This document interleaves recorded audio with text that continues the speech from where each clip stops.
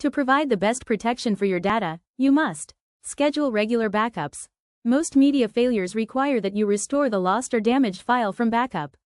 Multiplex control files. All control files associated with a database are identical. Recovering from the loss of a single control file is not difficult. Recovering from the loss of all control files is much more challenging. Guard against losing all control files by having at least 2 copies. Multiplex redo log groups. To recover from instance or media failure, redo log information is used to roll data files forward to the last committed transaction. If your redo log groups rely on a single redo log file, the loss of that file means that data is likely to be lost. Ensure that there are at least 2 copies of each redo log group. If possible, each copy should be under different disk controllers. Retain archived copies of redo logs. If a file is lost and restored from backup, the instance must apply redo information to bring that file up to the latest SCN contained in the control file. With the default setting, the database can overwrite redo information after it has been written to the data files. Your database can be configured to retain redo information in archived copies of the redo logs. This is known as placing the database in archive log mode. You can perform configuration tasks in Enterprise Manager Cloud Control or by using the SQL command line. The fast recovery area is space that is set aside on disk to contain archived logs, backups, flashback logs, multiplexed control files, and multiplexed redo logs. A fast recovery area simplifies backup storage management and is strongly recommended.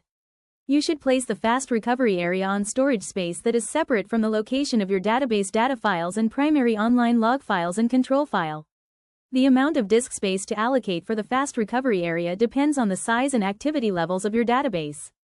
As a general rule, the larger the fast recovery area, the more useful it is.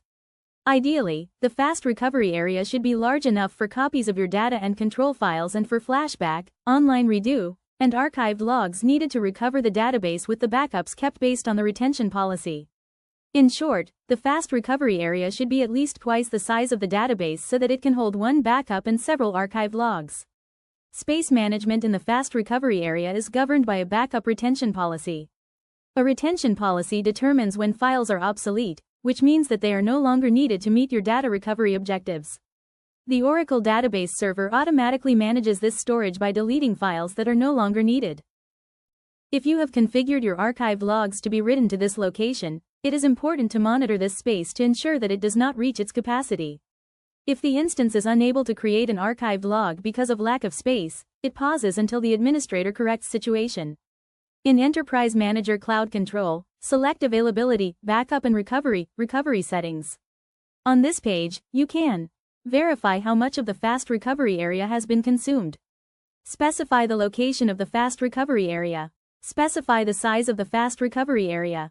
Configure flashback database. Specify the retention time. The retention time determines when files are obsolete, that is, when they are no longer needed to meet your data recovery objectives. The Oracle Database Server automatically manages this storage, deleting files that are no longer needed.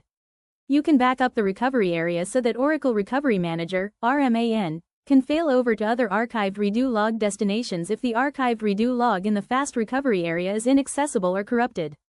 Periodically copying backups to tape frees space in the fast recovery area for other files, but retrieving files from tape causes longer database restoration and recovery times.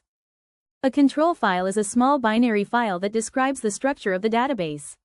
It must be available for writing by the Oracle server whenever the database is mounted or opened. Without this file, the database cannot be mounted, and recovery or recreation of the control file is required. Your database should have a minimum of 2 control files on different storage devices to minimize the impact of a loss of one control file. The loss of a single control file causes the instance to fail because all control files must be available at all times. However, recovery can be a simple matter of copying one of the other control files. The loss of all control files is slightly more difficult to recover from but is not usually catastrophic. Adding a control file. If you are using ASM as your storage technique, then as long as you have 2 control files, one in each disk group, such as plus data and plus FRA, then you should not require further multiplexing. In a database using Oracle Managed Files, OMF, such as a database using ASM storage, all additional control files must be created as part of a recovery process using RMAN, or through Enterprise Manager. In a database using regular file system storage, Adding a control file is a manual operation. 1. Alter the SPF file with the following commands specifying the appropriate location of your files.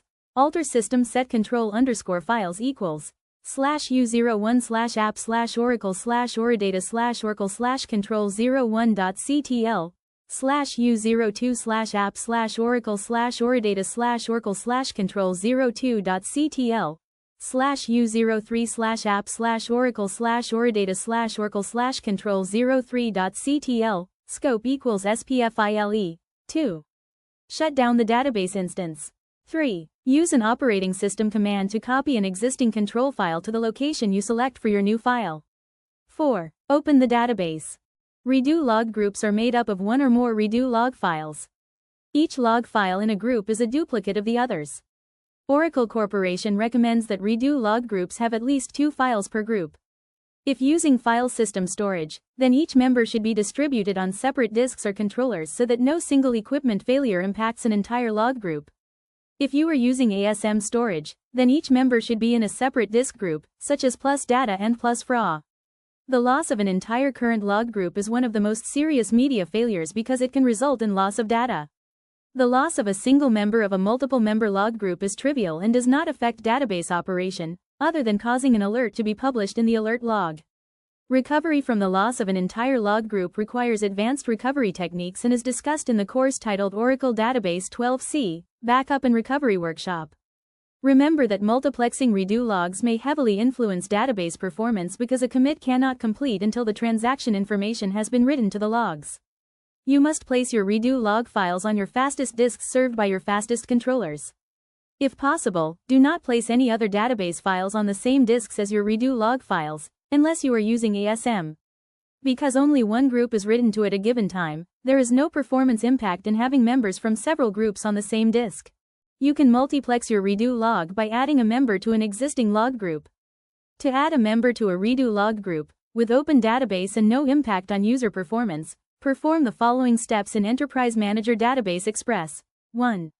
Select Storage, Redo Log Groups. 2. Select a group and click Add Member. 3. The Add Member page appears. 4. For file system storage, enter the file name and the file directory. Click OK. Repeat these steps for every existing group that you want to multiplex. An example showing the SQL syntax of adding a redo log member to redo log group 1, using ASM, is shown here. SQL greater than alter database add log file member, plus data, to group 1. When you add the redo log member to a group, the member's status is marked as invalid, as can be seen in the $log file view.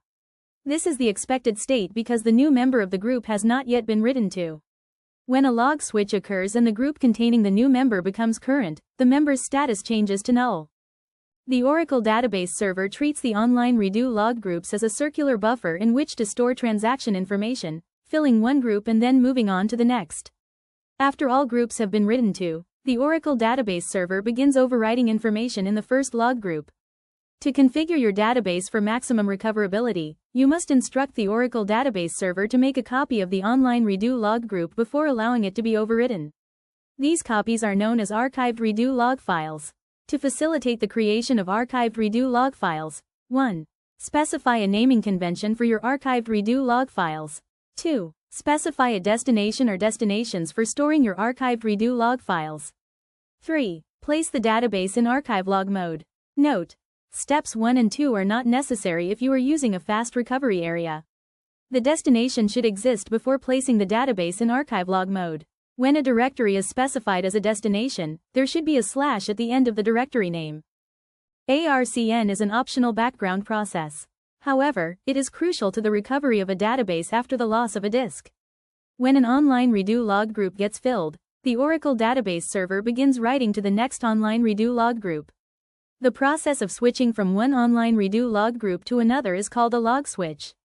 The ARCN process initiates archiving of the filled log group at every log switch. It automatically archives the online redo log group before the log group can be reused so that all the changes made to the database are preserved. This enables recovery of the database to the point of failure even if a disk drive is damaged. One of the important decisions that a DBA must make is whether to configure the database to operate in archive log mode or in NOARCHIVELOG mode. In NOARCHIVELOG mode, the online redo log files are overwritten each time a log switch occurs. In archive log mode, inactive groups of filled online redo log files must be archived before they can be used again. Note: archive log mode is essential for most backup strategies. If the archived redo log file destination fills up or cannot be written to, the database will eventually come to a halt. Remove archived redo log files from the archived redo log file destination and the database will resume operations. To configure archived redo log file names and destinations by using Enterprise Manager Cloud Control, select Availability, Backup and Recovery settings. Each archived redo log file must have a unique name to avoid overwriting older log files. Specify the naming format as shown in the slide. To help create unique file names, Oracle Database allows several wildcard characters in the name format. %s includes the log sequence number as part of the file name. %t includes the thread number as part of the file name. %r includes the reset logs ID to ensure that the archive log file name remains unique, even after certain advanced recovery techniques that reset log sequence numbers. %d includes the database ID as part of the file name. The format should include %s, %t, and %r as best practice. %d can also be included if multiple databases share the same archive log destination. By default, if the fast recovery area is enabled, use_db_recovery_file_dest is specified as an archived redo log file destination. Archived redo log files can be written to as many as 10 different destinations. Destinations may be local, a directory, or remote, an Oracle Net alias for a standby database. Click Add another row to add further destinations. To change recovery settings, you must be connected as SYSDBA, SYSAPR, or SYSBACkup. Note: if you do not want archives sent to this location, delete use_db_recovery_file_dest. Placing the database in archive log mode prevents redo logs from being overwritten until they have been archived. In Enterprise Manager Cloud Control, select Availability, Backup and Recovery settings. Select Archive Log Mode, and click Apply. The database instance must be restarted after making this change. To issue the SQL command to put the database in archive log mode, the database must be in mount mode. If the database is currently open, you must shut it down cleanly, not abort, and then mount it as shown in the following example. Shut down immediate startup mount alter database archive log. Alter database open. With the database in NOARCHIVELOG mode, the default recovery is possible only until the time of the last backup. All transactions made after that backup are lost. In archive log mode, recovery is possible until the time of the last commit. Most production databases are operated in archive log mode. Note: back up your database after switching to archive log mode because your database is recoverable only from the first backup taken in that mode.